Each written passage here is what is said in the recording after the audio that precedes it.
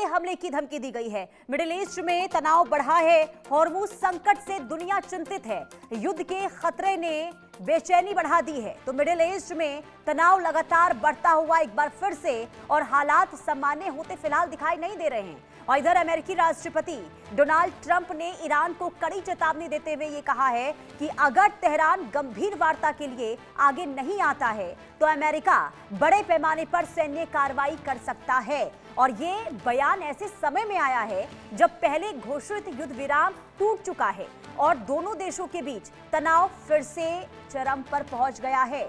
और दूसरी ओर straight of Hormuz को लेकर बढ़ती अनिश्चितता ने वैश्विक चिंता और ज्यादा बढ़ा दी है। और ये जल मार्ग दुनिया के सबसे महत्वपूर्ण तेल परिवहन मार्गों में से एक है और यहाँ किसी भी तरह के सैन्य टकराव का असर सीधे अंतर्राष्ट्रीय तेल बाजार और वैश्विक अर्थव्यवस्था पर पड़ सकता है। हालांकि आगे की स्थिति दोनों पक्षों की सैन्य और कूटनीतिक गतिविधियों पर निर्भर करती है और दुनिया की नजर अब इस संकट के आगे घटनाक्रम पर टिकी हुई है। लेकिन डोनाल्ड ट्रंप ने एक बार फिर से वार्ता को लेकर ईरान को चेता दिया है और कल तो ये भी कह रहे थे डोनाल्ड ट्रंप की वार्ता करने के लिए ईरान तैयार हो गया है। हमारे साथ ग्रुप कैप्टन ज्ञान प्रकाश वाजपेयी रक्षा विशेषज्ञ के तौर पर जुड़ चुके हैं। बहुत स्वागत है सर आपका इंडिया न्यूज पर। सर, एक तरफ तो बमबारी हो रही है, दूसरी तरफ चेतावनी दी जा रही है वार्ता को लेकर, वो भी तब जब एमओयू पर हस्ताक्षर हुए थे वार्ता को लेकर लेकिन टूट गए। तो ऐसे में वार्ता को लेकर एक बार फिर उम्मीद क्यों है डोनाल्ड ट्रंप को?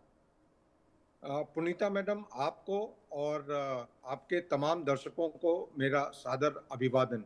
जी सर। मैडम, जहाँ तक आपका पूछना ये बहुत ही लाजमी प्रश्न है कि एक वार्ता में एक एमओयू, एक छोटी संधि हुई थी, वो टूट गई।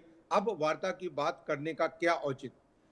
अल्टीमेटली किसी भी युद्ध का अंतिम समाधान वार्ता से ही आता है। कोई एक पक्ष जीतेगा, एक पक्ष हारेगा, बट आखिरी समाधान लास्ट में वार्ता से ही होगा। ये जरूर है कि उस वार्ता की टेबल में जो पक्ष हारा है उसकी बातों के महत्व कम हो जाता है और जीतने वाले पक्ष का महत्व ज्यादा होता है। लेकिन सर, यहाँ पे तो बिल्कुल स्थिति उलट है ना, क्योंकि अमेरिका झुकना नहीं चाहता। अमेरिका पूरी दुनिया को ये बताना नहीं चाहता कि वो ईरान के सामने झुक गया है।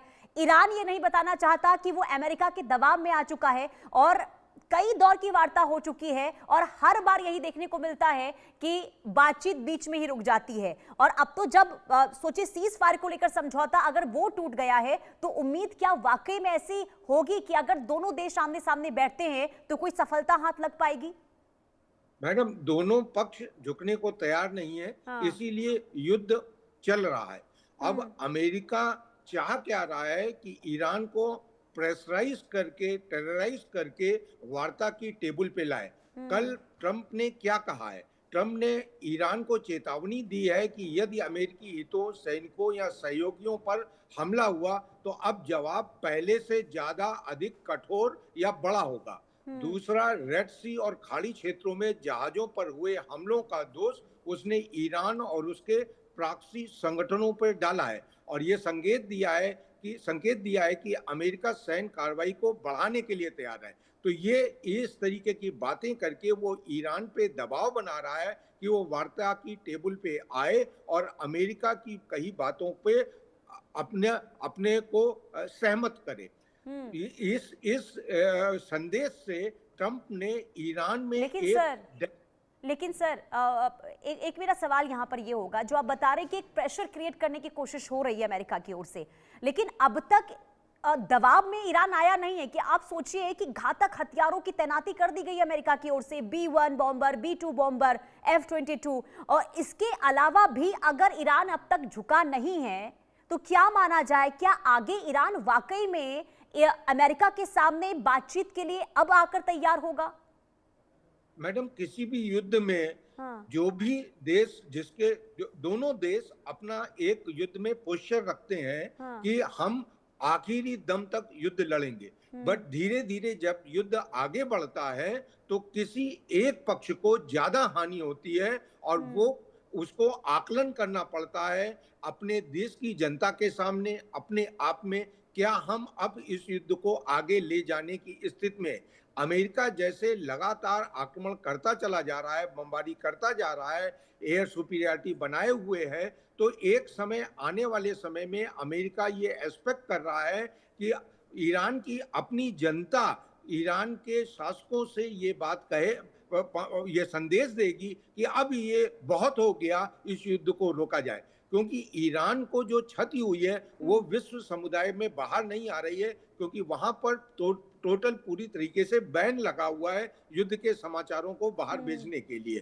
तो अमेरिका का प्रयास यही है कि अधिक से अधिक ईरान में डैमेज किया जाए, ईरान के एटॉमिक साइट पे अटैक किया जाए, ईरान के ऊर्जा संयंत्रों पे अटैक किया जाए, हार्मुज के आसपास जो ईरान की नाकाबंदी है उस पे अटैक किया जाए, और इस तरीके से ईरान को वो दबाव में लेकर लाना चाहता है। साथ ही साथ वो अमेरिका के अपने सहयोगियों इजराइल, सऊदी अरब और यूएई को भरोसा दिलाना चाहता है कि इस युद्ध में अमेरिका का अपर हैंड है, और जो युद्ध है वो एक strong commander in chief mister Donald Trump के मार्गदर्शन में आगे बढ़ रहा है, उस छवि को बनाए रखना चाहते हैं। ईरान के पास उतनी आक्रामक क्षमता नहीं है, लेकिन फिर भी ईरान अपने मिसाइल्स और ड्रोन क्षमता के साथ, और साथ ही साथ यहाँ बताना चाहूंगा कि अपने प्रॉक्सी संगठनों जैसे हुती हुआ या इराक सीरिया के मिलिशिया आदि के माध्यम से इसका रिटेलिएशन बिल्कुल सर, देखिए ये तो है जो आप बता रहे हैं कि ईरान को नुकसान हुआ है, और अभी हाल ही में राष्ट्रपति पेजेश्कियान की ओर से कहा गया था कि ईरान की अर्थव्यवस्था जो है बहुत ज्यादा खराब होती हुई नजर आ रही है, लेकिन इसके बावजूद भी आगे स्थिति क्या निकलती है ये देखना काफी अहम होगा। बहुत शुक्रिया सर इंडिया न्यूज के साथ जुड़ने के लिए। और चलिए आगे बढ़ते हैं, अब महाराष्ट्र से जुड़ी